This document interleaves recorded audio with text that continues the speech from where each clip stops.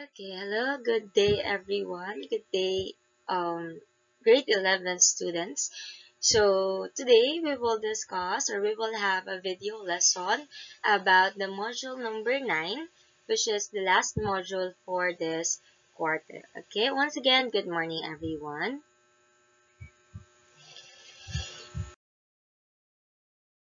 Okay, so we are done tackling about the different modules from third quarter up to now, which is fourth quarter. And now we will have the last topic or last module for this fourth quarter number 4, which is entitled this Purposeful Writing for Professional. So this module is somehow a little jump. Okay po? A little jump. Medyo tatanong tayo ng very light doon sa mga na-discuss na natin before. Okay?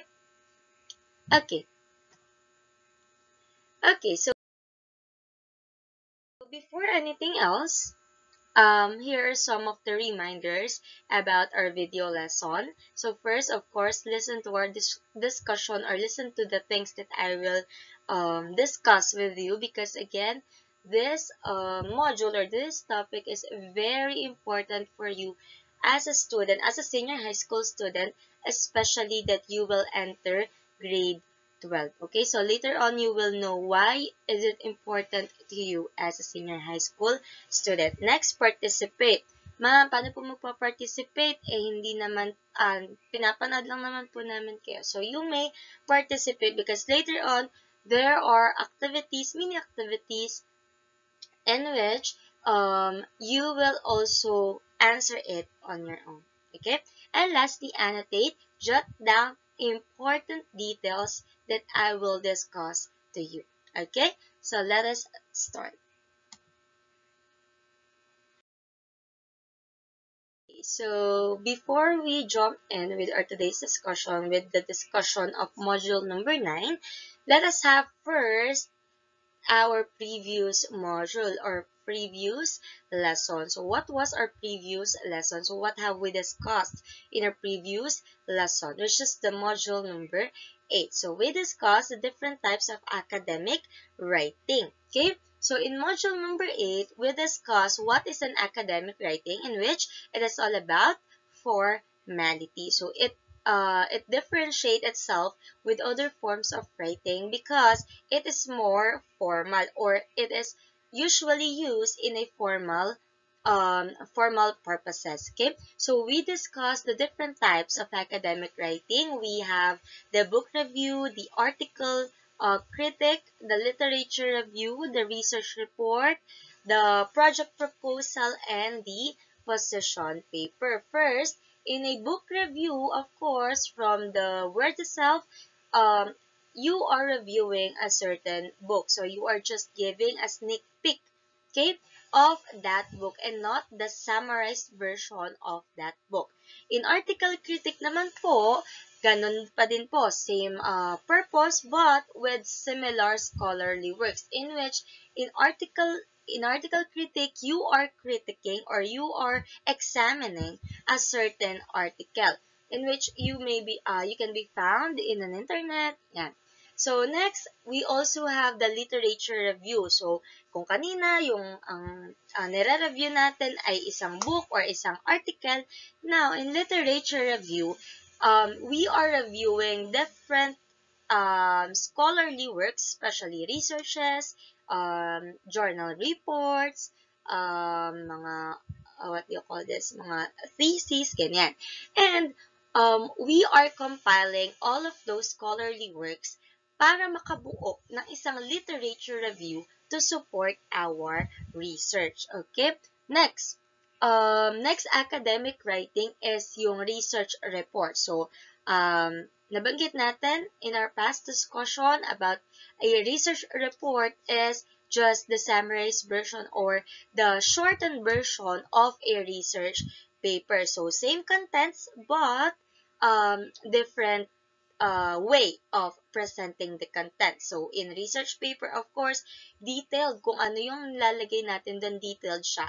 But when we say research report, because it is just a report, it is just the summarized details or some important details about the research. And then second to the last one, we have the project proposal, in which you are proposing a certain solution to solve the problem.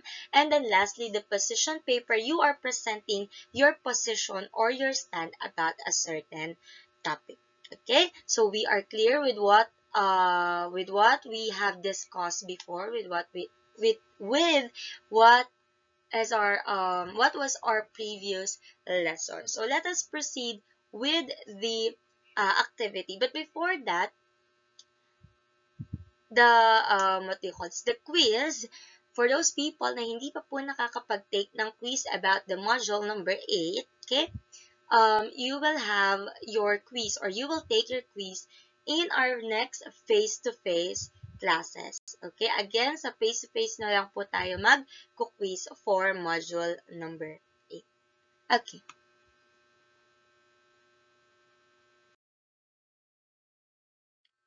Okay, so here is the activity, okay, of for module number 8. So ito po yung activity. So I think sa STEM and sa UMS, I already discussed this with you. So this instruction is for gas, TVLA, and TVLB. So you will have your triple entry journal report. Okay po, ma'am, ano po ang triple entry journal report? So here is the template. Okay po. So, in your, wait, I will have, yeah. So, here in your left, on the left of your screen, okay, you will have this one. So, last week, nagpamigay na po kami sa STEM and sa UMS ng template about your activity. Pero, since hindi po tayo nagkaroon ng chance para mag-meet for GAS, TVLA, and TVLB, I will just give you the template sa face-to-face na lang din po natin. And ngayon, ang gagawin nyo po is yung content nung ilalagay nyo sa template para po kapag nagkita-kita ulit tayo, isusulat nyo na lang po. Maliwanag po tayo doon na. Again, I will discuss this activity to you. And in our face-to-face classes, okay po, you will just write it. Okay po, ililipat nyo lang po sa mismong template na ibibigay po namin sa inyo sa ating face-to-face classes. Okay, so let us start. Of course, you will write your name, your instruction, and the date kung kailan nyo po sinulat. Okay, so all you have to do, class, is to search for a certain article. Any article of your choice. Okay po? So, ma'am, saan po magsa-search? Sa internet. Napakadami pong article sa internet. Okay? And kapag nakapili na po kayo, what article should you use? Okay?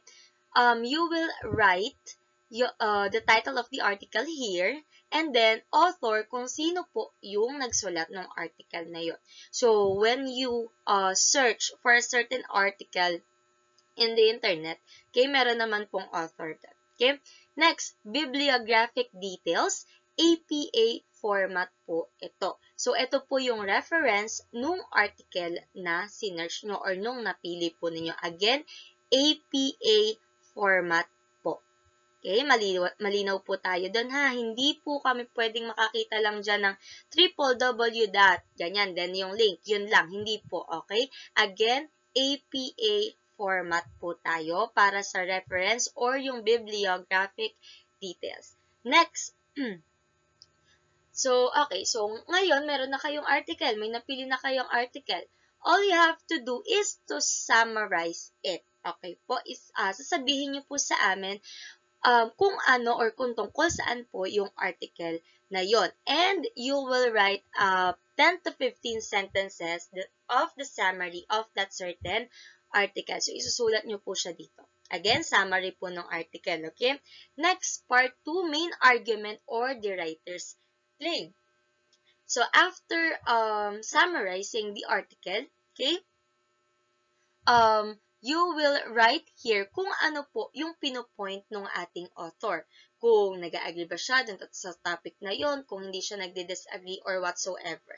Again, dito sa part 2, kung ano po yung claim ng ating author or kung ano yung main argument ng ating author. Third, after knowing the writer's claim, of course, you will have your counterclaim. Kung nag-agree po kayo, just write yes and then bakit po. Kung hindi naman po kayo nag-agree, and then write no and then kung bakit po. Okay? Maliwanag po tayo dun ha. Yung counterclaim, nag-agree po kayo or hindi dun sa main argument ng author and then just reason it out. Okay po? Magsasabi lang po ng dahilan. And lastly, textual evidences, of course, you need to have evidences para mag-support doon sa counterclaim na meron po kayo or doon sa kung nag-agree or nagdi-disagree po kayo.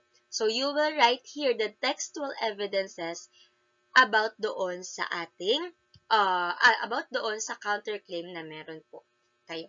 Okay? Again, class, this triple entry journal report should be done, okay po, habang nasa modular classes po kayo. Okay? Again, kailangan po gagawin nyo na or maghanap na po kayo ng content para po sa journal report po na ito. Okay? Para po sa face-to-face classes, maipapasa nyo rin po siya within that specific date. Because of course, you will just write it on the template that we will give to you. Okay, maliwanag po tayo. If you have questions about journal report or yung activity po natin na ito about module number 8, just message me. Okay? Okay, so let us start with our discussion for today.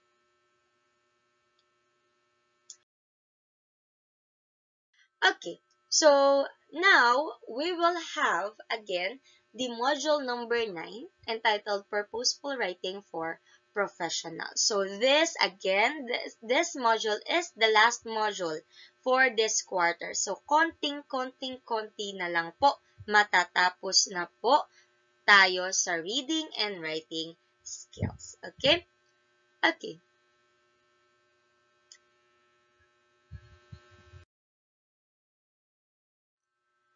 Okay, so before anything else, I want you to meet this person or this student. So meet Lucas. So his name is Lucas. So let me introduce to you Lucas. Okay, so he is Lucas. So he is my student from other school, and Lucas shares similarities with you. So he is also a senior high school student, just like you, and he is here because, or he is here with us because he is eager to learn and share his prior knowledge on our topic for the day. So he will help me in today's discussion. So he also have his backpack here, in which it includes surprises that will make our discussion more engaging. So again, he is Lucas, okay po. So napaka-importante po ng gagawin or ng role ni Lucas para sa ating today's discussion. So this symbolizes na yung topic po natin is napaka-importante because nagsama pa po ako ng student gaya po ninyo. Okay. Let us start.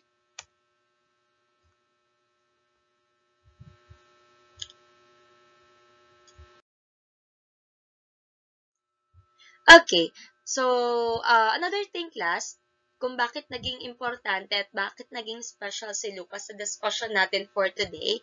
So he will accompany us in our exploration. Okay po, magkakaroon tayo ng exploration. So we will find information about the topic that we will have for today. So we will explore something, okay po, through the help of Lucas. So he will bring us on his exploration towards our topic. Okay, so let us start the exploration now. So first up, we have we have here the first stop.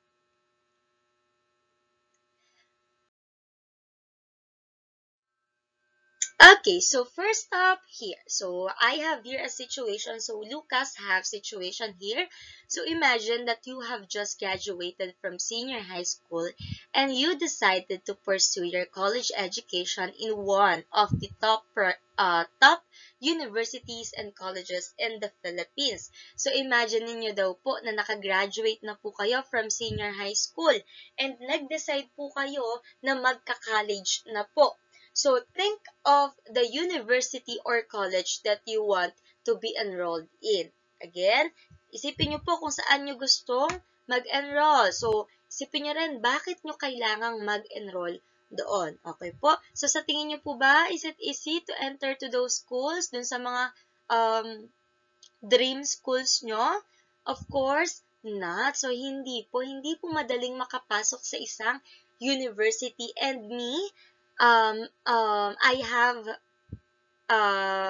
an experience in which kung saan po kung saan po nag-aaral si ma'am, which is the PUP sa Santa Maria po. Napakahirap pong pumasok. So, what are the things that you will do to enter to those schools? So, kung ano po yung mga bagay na dapat nyong gawin kapag ka mag-enter or kapag papasok kayo doon sa dream school po ninyo.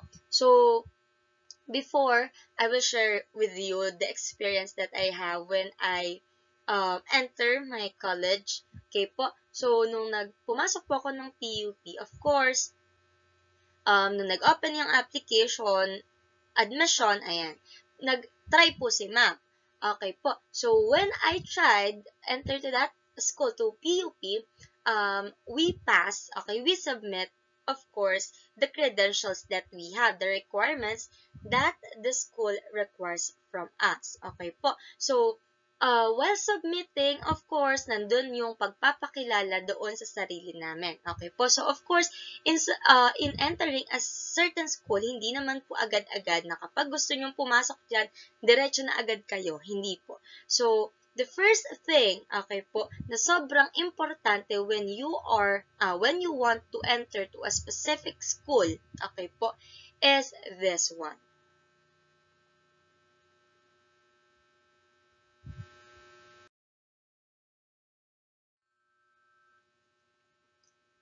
Okay po, is this one. So, of course, to enter to a specific school or to a specific job, of course, you will submit an application requirements. Of course, paano naman kayo makikilala nung employer or nung admission office kung hindi nila kayo kilala? Of course, this application requirements will help the examinee, okay, o yung mag-examine sa inyo para ma-evaluate kayo. Okay po? And this application letter, application requirements is will be our discussion for the day. So, kaya sobrang importante po na alam nyo kung paano gumawa ng isang application letter to be passed or to be submitted to your chosen school.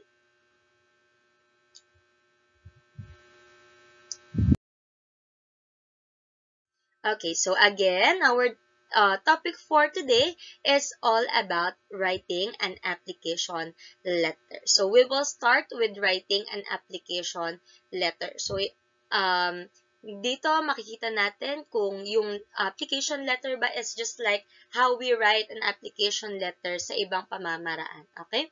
Next.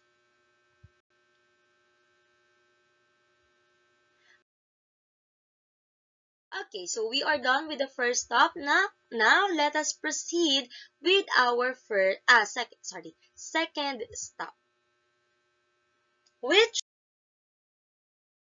is our learning objective. So, at the end of this lesson, you should be able to first identify the unique features of an application letter that explain its effectiveness. Second, value the importance of knowing the purpose and audience as factors affecting the content of professional documents. And lastly, craft a college admission letter that projects a professional image. Okay, so we Are done with the second stop. Let us now proceed with our this. Yeah. Let us proceed with our discussion, which is to write an application letter. Okay, so let us now proceed with the discussion, which is the application letter. So first, let us know what is an application letter. So application letter is a one-page letter sent with your resume to convince an individual that you're qualified for a specific role. Okay, so class, application letter is a document that you send to the potential employers to get a job or an interview for, invitation for a certain interview. Again, an application letter, okay po, it is a document in which it is a one-page letter, one page lang po siya. Okay, to convince an individual that you're qualified for a specific role. So just like my example a while ago, so we submitted application letter to the school for us to convince them that we are qualified to enter to that school.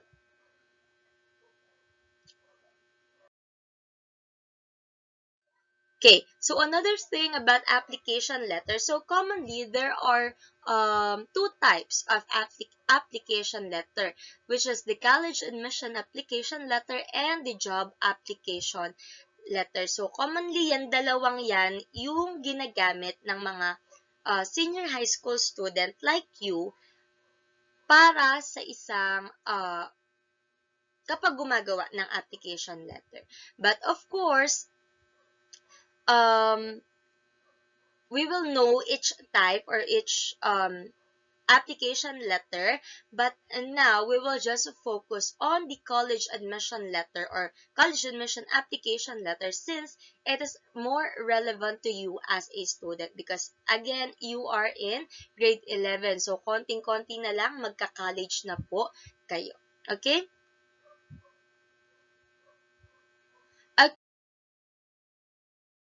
So what is a college admission application letter? So it shows your interest in the college or university while justifying why you are qualified at the same time. So just like what I've told you a while ago, an application letter is a one-page letter in which you are trying to convince the employer or kung sino man po yung tao na mag-a-admit sa inyo. So, in college admission application letter, kaya po siya naging another type of application letter because ang purpose po ninyo ay para makapasok sa isang college or university. Okay po, again, college admission application letter is all about how you show your interest, how you show your enthusiasm to enter to that college or university. So, kung bakit kayo qualified na pumasok doon sa school or doon sa college or university na yon. Okay po? So, this allows the admission committees to get to know you more personally. So this makes this essay an important part of the application because again, this is the admission committee's way para makilala po kayo. Okay po? So ito yung unang level kung paano po kayo makikipag-communicate doon sa mga committee po na yon. Next.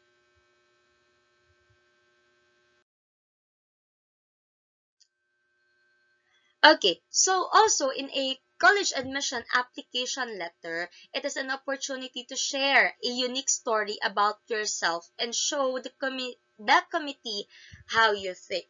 Of course, it is parang yun yung magiging instrument nyo, okay, para maikwento yung story nyo or kung paano, para maikwento yung buhay nyo kung bakit kailangan yung makapasok doon sa college or university po na yon. So also, this essay or this letter is the proof that you are competent at writing and thinking. So this is your chance to showcase your best quality. So later on, we will discuss the different things to be included in an application letter, specifically the college admission application letter.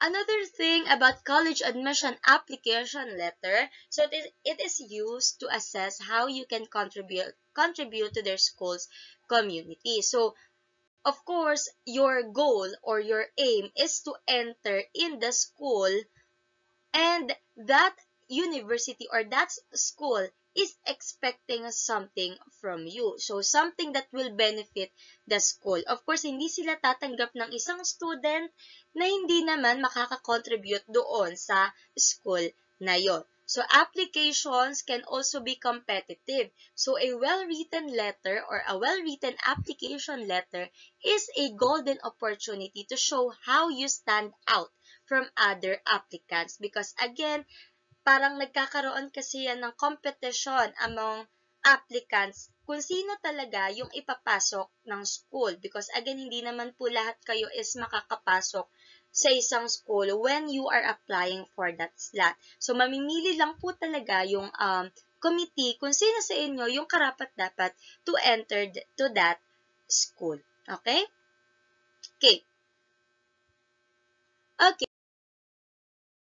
So, we are clear, okay, with what is an application letter, what is a college admission application letter. Okay po. So, let's have the next part. So, since application letter follows a standard letter format, it is used it used a formal way of presenting your academic qualifications, accomplishments, and reasons for applying for admission.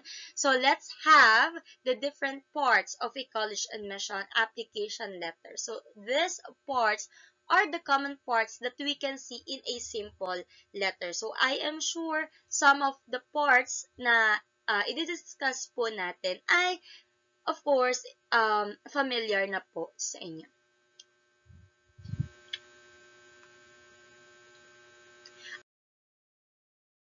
Okay, so let us have the first part of an application letter, which is the date. Of course, ang date, it can provide the context for when the letter was written and can be important for scheduling and follow-up purposes. So, a date can also indicate to the employer or to the committee that the letter is current and relevant. So, again, a date, it is all about the when. Okay po, sinasagot po niya kung kailan sinulat yung application letter.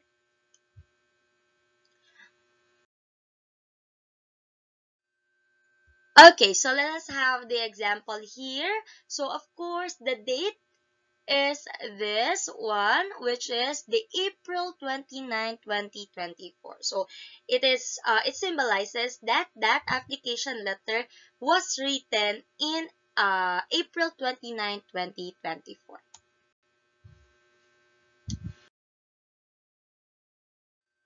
Okay, let us have the next part of an application letter, which is the inside address. Okay, so inside address, it contains the recipient's mailing information that includes the name, title, organization, and mailing address. So this is one of the most important parts of the application letter, since this will shows that you know who you are sending the letter to. Again, the inside address, yun po yung information ng receiver nung application letter. Okay, again, date, it is the when.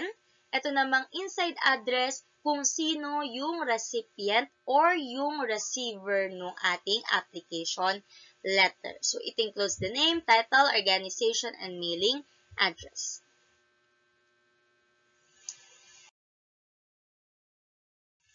Okay, so let us have the example here. Of course, the inside address in our example is that one. So, John D. Cruz, director for the admissions department of Henyo State University, Bitas, Cabanatuan City, Nueva Ecija. So, in this letter, the recipient or the receiver of the application letter is the Mr. John D. Cruz. So, nakikita nyo dyan kung ano yung information about sa kanya. So, siya ay director ng admission department.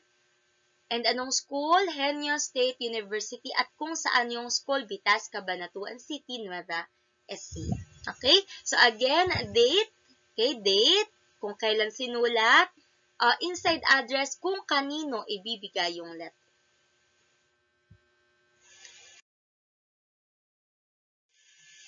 Okay, next part is the salutation. So, salutation, it is the first sentence of a letter that identifies the reader and the person being addressed. So, a salutation is important in business letters or in any letters because it sets the tone for the rest of the letter. So, for example, a formal salutation can then demonstrate a professional tone. So, let's have the example once again.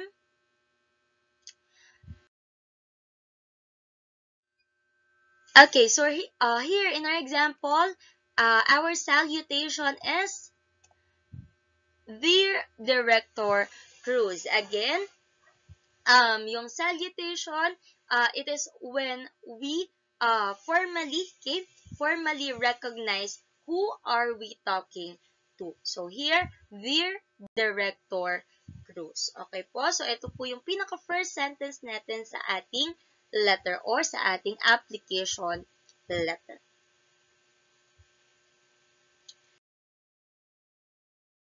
And now, we will proceed to the main content of the application letter that we are writing. Again, meron na tayong date, which is when the letter was written. We also have the inside address in which we discuss the recipient's information.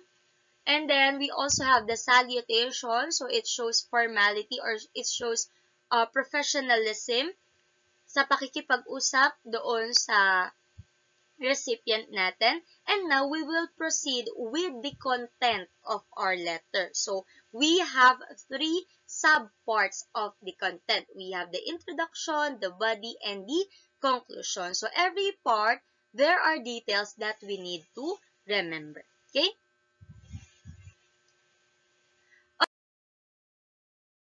Okay, so let us start with the introduction. So, ano po yung mga bagay na dapat nakikita natin sa ating introduction? Number 1, state who you are and what you are applying for. Of course, in the beginning of our content, kailangan nating ipakilala kung sino tayo at kung bakit or kung ano yung ina-applyan po natin. Because again, our recipient or our receiver ay hindi po manghuhula. Okay po, again, the introduction, the first thing na kailangan nyong isulat sa introduction, kailangan nyo pong ipakita or kailangan nyo pong sabihin who you are and what you are applying for. So, again, sa introduction, masasagot kung sino ka at kung bakit ka nagsusulat or yung purpose mo, kung bakit mo sinulat ang isang application letter. Next.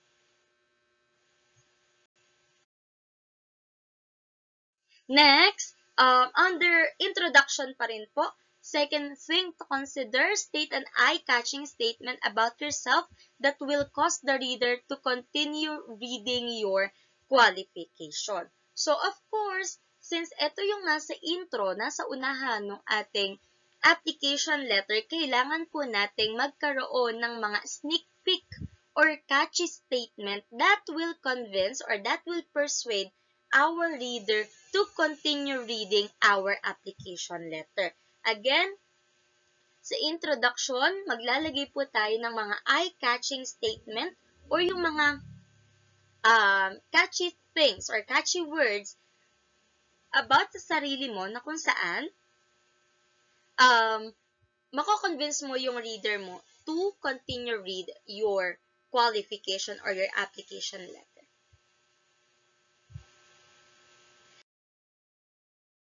And lastly, in the introduction, you should show your enthusiasm to study in the university you are applying for.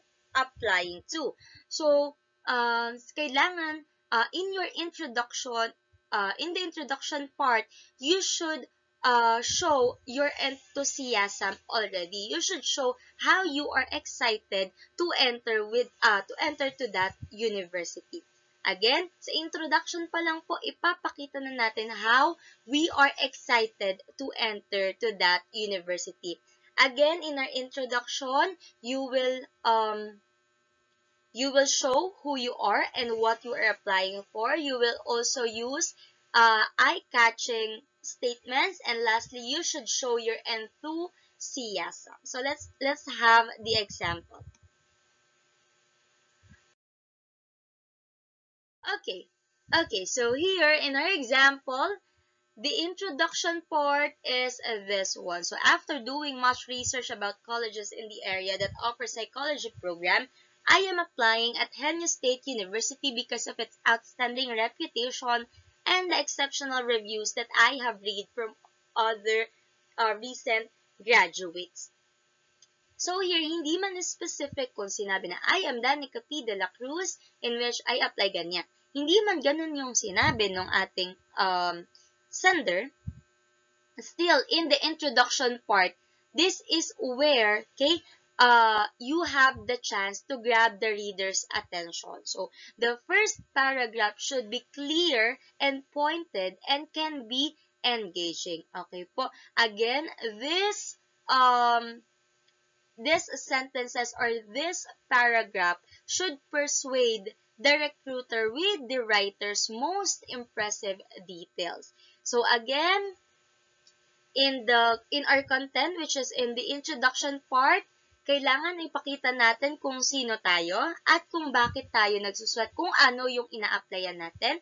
Next, we should also include eye-catching statement, and lastly, we should show our enthusiasm why we need to enter to that specific school. Okay? Next for the content, we have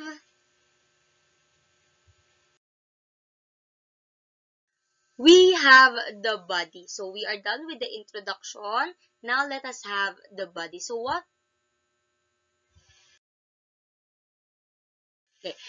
are the things that we need to consider in writing the body, or in writing our what you call this, the main content of our application letter. So first, you should present your academic qualifications, extracurricular involvements, community activity engagements, and some personal qualities with specific evidences. Here in our body, this is your chance to show evidences or to show details that will support yourself. Okay po? So here in the body, you may include the academic qualification that you have, extracurricular involvements, community activity engagements, and other details na maipapakita nyo that you are qualified to fit for that role. Okay po? So again, parang dito sa ating body, dito nyo ipapakita kung bakit kayo kailangang ma-admit or makapasok doon sa school nila. So here, you will show how you will benefit with that school. Okay, next.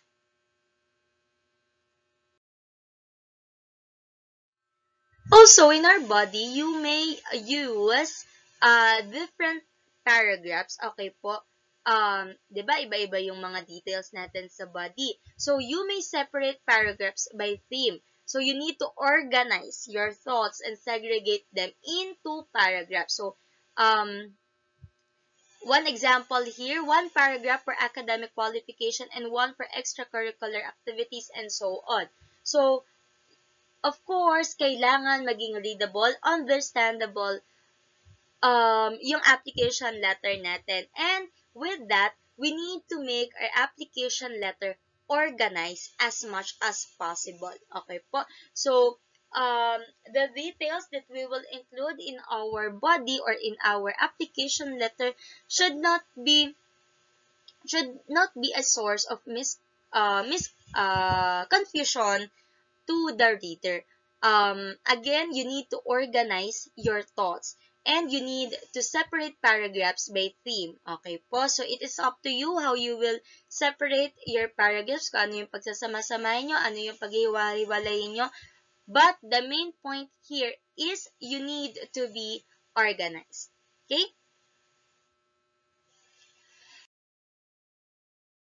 And lastly, in the body, okay, you need to state the benefits the university can obtain by admitting you. So do not just give facts, explain how these facts will benefit the university, because again, your main goal is to enter to that school.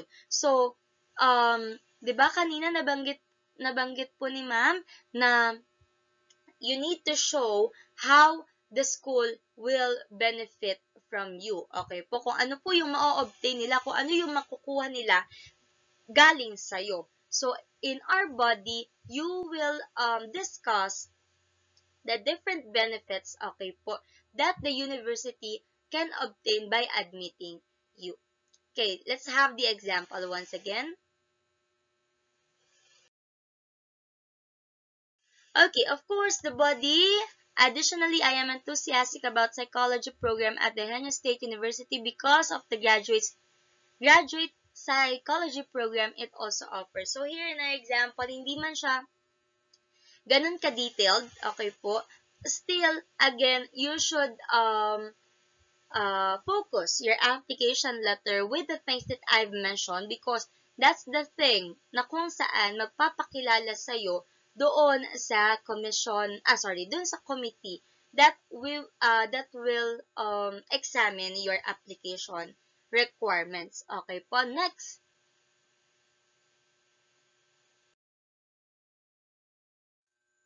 Okay, so last part for the content of an application letter is the conclusion. Okay po, let's have the conclusion.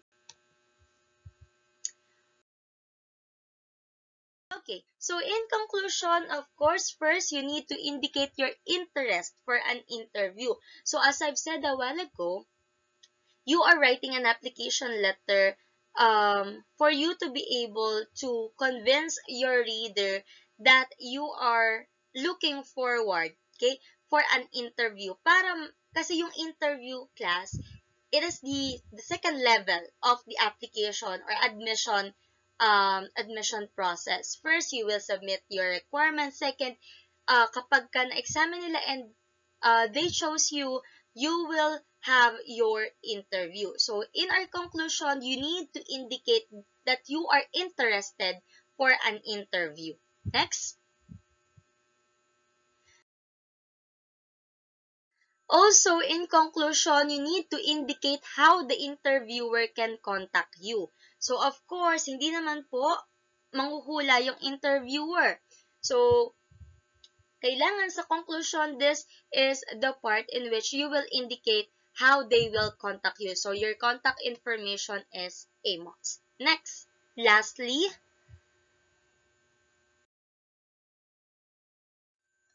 second to the last, the conclusion part, you need to express your hope for a positive response from the admission director. So, of course, in a conclusion, since this is the end of your application letter, you are hoping for them to have a positive response. And that positive response symbolizes that you are qualified for the role or for the position. Okay po? Again, dito sa conclusion, kailangan yung maipakita na umaasa kayo doon sa positive response from the admission director. And lastly, of course, in the conclusion part, you will say thank you. Okay po? So, wag kakalimutan to be thankful doon sa application letter po natin.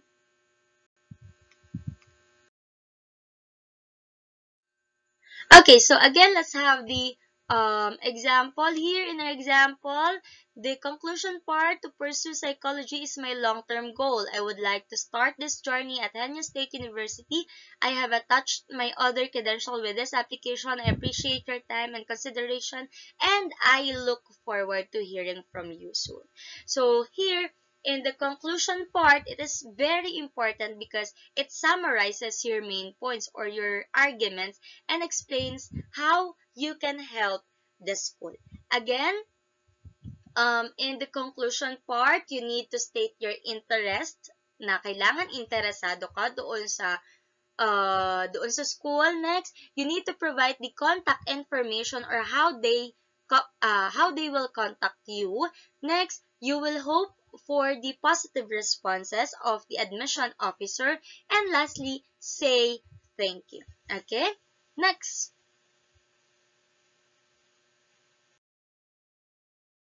Okay. Okay, so we are done with the date. We are also done with the inside address. We are also done with the content. And now, we will proceed with the complementary clause. So, a complementary clause is a short and polite remark that ends your letter. So, a complementary clause or a sign of phrase is important because it conveys your tone, your professionalism, relationship with the recipient. So it is also a way to politely end the letter. Okay? Next. Okay. So here in our example, the complementary clause would be the sincerely. Again, this is how you politely ends the letter. So it shows professionalism and formality for you to be able to end your letter in a most professional way. Again, that is the complementary clause. And let us have the last part of an application, which is the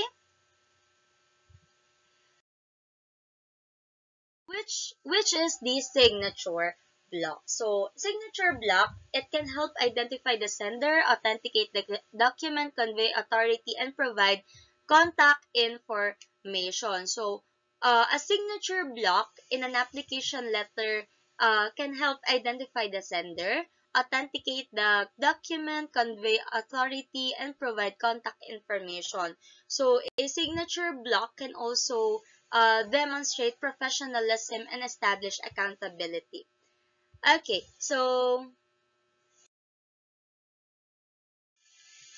here in our example, of course, the signature block is this one. So it includes your name as the sender and your signature. Okay, so we are done discussing the different parts of an application letter.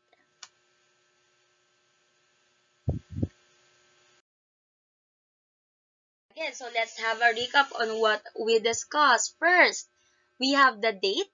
The first part of an application letter is the date, in which it shows the information or the details when the letter was written. Next, the inside address, in which it is all about the recipient's information or the receiver's information.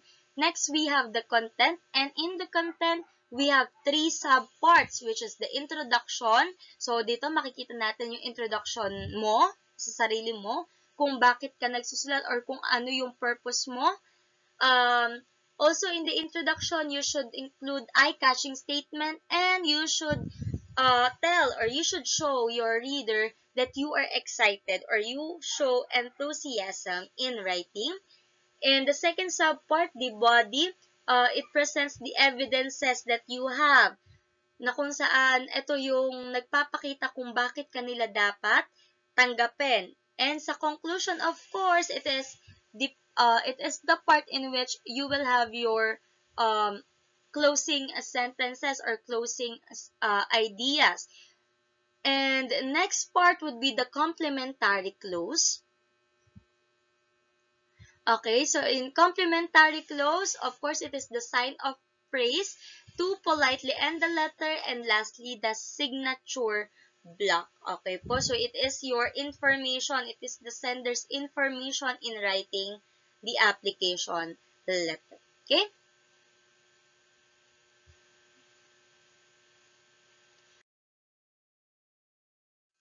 Okay, so again, we are done discussing what is an application letter and the different parts of an application letter. Let us now proceed with some questions and some details to remember with an application letter.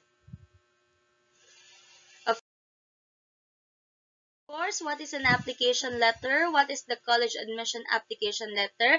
Of course, an application letter, again, class, it is a one-page letter sent with your resume in which it is your way to convince an individual that you are qualified to a specific role. So, what is the college admission application letter? It is an application, but the purpose is that you are justifying that you are qualified for that specific role to be admitted in that specific college or university. Next.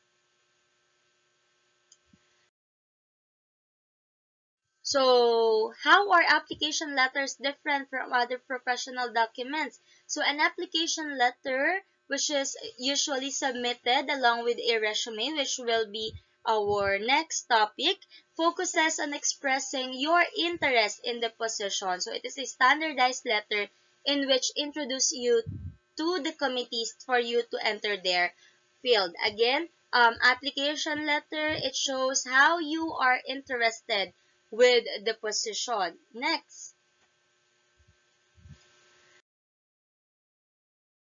Okay, next, why it is important for you as a student to be knowledgeable in writing an application letter.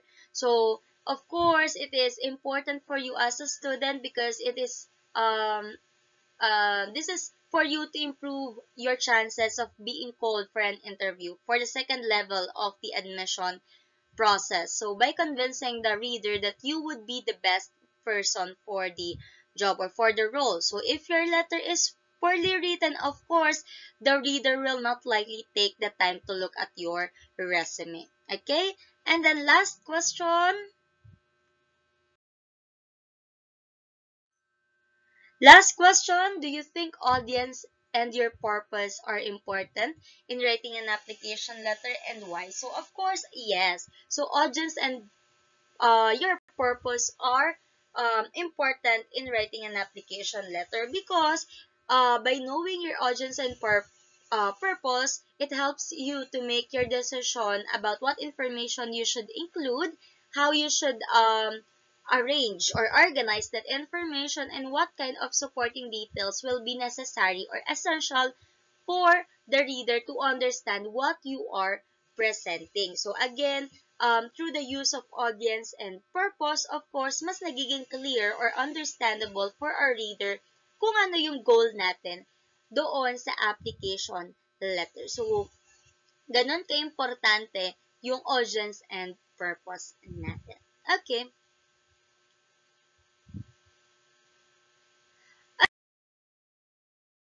Okay, so we are done. Again, we are done discussing writing an application letter, and we will have this mini activity before we end our discussion or our this video lesson. Okay?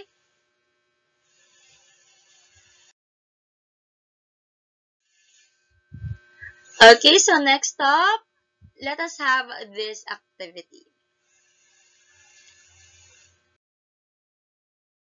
So let us have just this mini activity before we end our video lesson.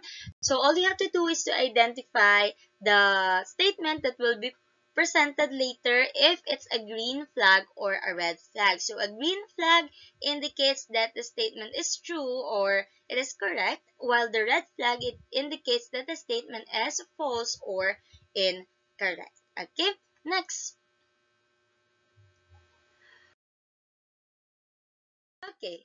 So first statement, thank you statement is a part of the introduction. Is it a red flag or a green flag? The answer is, it is a red flag because thank you statement is a part of the conclusion. Okay, next. Okay, next, academic honors can be seen in the introduction. Red flag, green flag.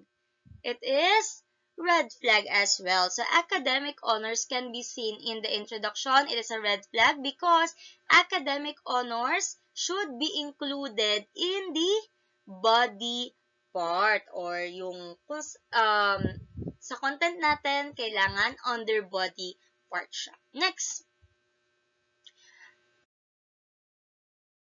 Okay. The third part, anticipation for an interview should be at the conclusion. Is it a green flag or a red flag? Of course, it is a green flag. So, it is correct. So, when you show your anticipation for an interview, of course, you are writing an application for you to be able to step to the next level, right? So, in an anticipation for an interview should be at the conclusion. Next. Okay, next. The name of the current school and date of graduation are in the body of the letter. Is it a green flag or a red flag? It is a green flag. Okay po. So, again, in the body of the letter, so yung body po natin, doon natin maipapakita yung further details about our application letter. And the last one would be the last one, purpose of the letter is at the body. Is it a green flag or a red flag? It is a red flag. Okay po. So, your purpose of the letter should be included at the introductions. Kailangan, introduction pa lang, alam na nung reader nyo kung ano yung purpose po ninyo. Okay?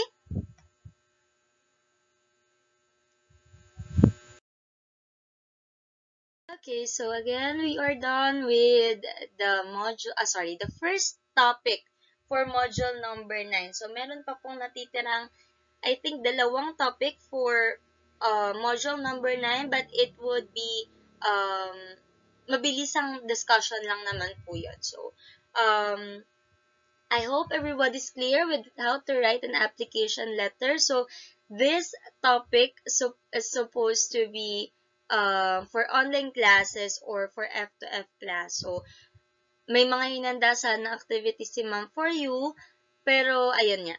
But still, I hope everything's clear with this topic or how to write an application letter. I hope you learned a lot from how to write an application letter, and I am hoping na kaya nyo nang i-apply kung paano magsulat ng ganitong professional document. Okay?